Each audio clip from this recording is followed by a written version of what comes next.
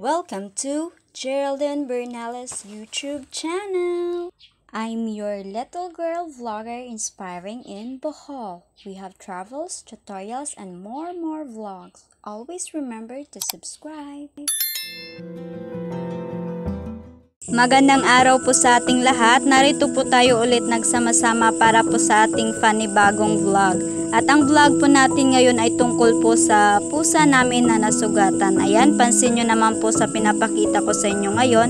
Meron pong sugat yung pusa namin sa leeg. At ang vlog natin ngayon guys, ipapakita ko po sa inyo kung paano ko po siya ginamot. At sama-sama po nating alamin kung effective po ba yung ginamit ko na gamot, kung maghihilom po ba yung sugat ng aming pusa. So, ito na po yung sugat niya guys, napakalaki po. Ayan, so paglilinaw ko lang po guys, wala pong nanakit sa pusa na ito. Kung bakit po siya nasugatan ay dahil lang din po sa kanya. Ayan, so nasugatan po siya guys dahil po panay kuskus po siya sa liig niya. Kaya habang tuloy-tuloy po yung pagkuskus niya sa liig niya guys ay unti-unti na rin po itong nasugatan. Ayan, so hindi ko po alam kung yun po ba yung tamang term sa Tagalog.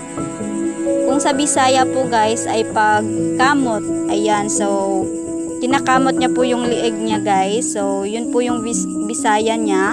Hindi ko lang po alam kung tama po ba yung Tagalog na pagkusko sa lieg niya. Ayun, so nililinaw ko lang po na wala pong nanakit sa pusa namin.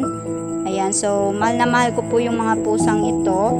Sadyang meron lang po silang ginagawa kaya nasusugatan po sila.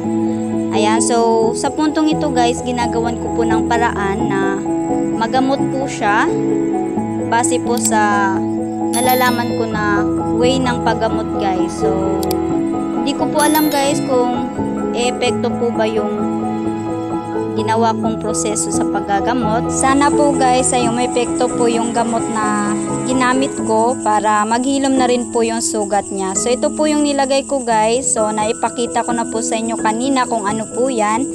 At nilagyan ko po ng ganito guys para hindi na po niya ulit kuskusin or kamutin ang kanyang leeg. Para hindi na po madagdagan pa yung sugat. At para hindi na rin po tanggal yung gamot na nilagay ko sa liig niya guys. So meron pa po akong ibang paraan ng paggamot guys. So ito po yun guys. Alam ko po na alam nyo kung ano po ito. Ito po ay malunggay. So diba guys, nung bata pa po tayo guys, tuwing nasusugatan po tayo ay nilalagyan po ng mga magulang natin or mga kapatid ng ganito, malunggay. So, di ba guys, effective naman po siya sa mga sugat natin. So, naisip ko lang guys, why not itry ko rin po siya sa sugat ng pusa.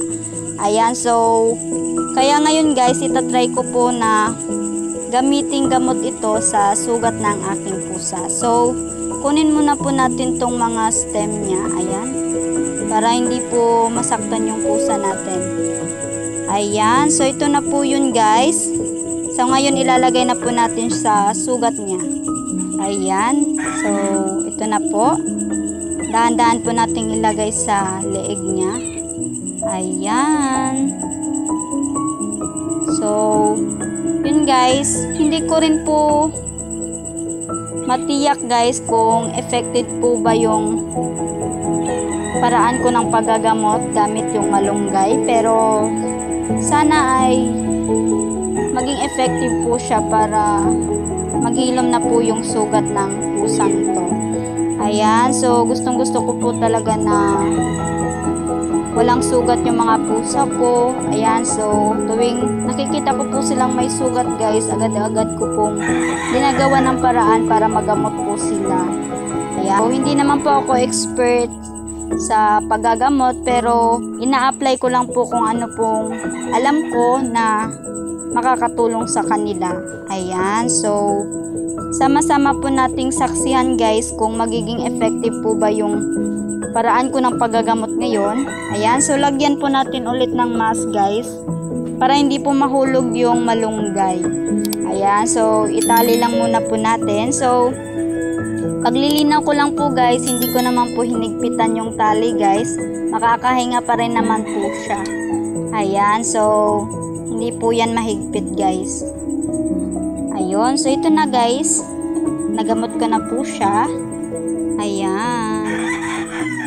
Tapos na po natin siyang gamutin guys. So, sinabi ko po dito guys na magpagaling po siya. Ayan, so bukas guys malalaman po natin kung naghilom po ba yung sugat niya. Ayan, so titingnan po natin yan. Tatanggalin po natin yung ginamot natin. Para malaman po natin kung effective po ba yung gamit natin na malunggay panggamot sa sugat. Sa puntong ito guys, meron po ulit akong hinanda na panggamot sa kanya. So, ito po yung gamit ko na capsule guys. Hindi na lang po natin sasabihin yung name kasi baka may mag-claim. Ayan. So, ito po guys, nilagay ko po siya sa cotton. Ayan. So, ito na po yung igagamot natin sa kanya ngayon. At ito na po yung natanggal natin guys. Ayan. So, papalitan na po natin yan ng ganito. Ayan. So, ito po yung prepare ko, mask at saka yung hinanda natin na panggamot. Ayan, ilalagay na po natin sa kanya. Ito na po siya. Ayun. So, ilalagay na po natin yung hinanda natin gamot para sa kanya. Ayan na nga. Dahan-dahan po natin ilagay sa leeg niya. Medyo makulit po siya guys. Ayaw niya pong lagyan ng gamot yung sugat niya. Ayan, ayan. Sobrang kulit niya po. Ayan. So, lagyan po natin ulit.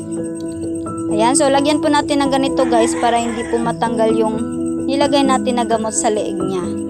Ayan, para safe po siya. Paglilinaw ko ulit na hindi ko po hinigpitan yung pagtatali sa leeg niya. Nakakahinga pa rin po siya. Ayan. So, pansin nyo po yan guys. Medyo maluwang naman po. Hindi po mahigpit yung pagkakatali ko. Ayan. So, safe pa rin po siya. Ang goal ko lang po dito guys ay magamot ko po siya para unti-unti pong maghilom yung sugat niya. So, ngayon guys, papakita ko po sa inyo yung mga picture ng paggagamot. Ito po yung first, second, at ito po yung third. At ipapakita ko po sa inyo ulit. Ito po yung sugat niya. Sa second gamot, ito na po yun. At sa third guys, good news. Effective po yung ginamit natin na gamot. Dahil naghilom po yung sugat niya. So hanggang dito na lang po yung vlog natin guys. Bye bye po.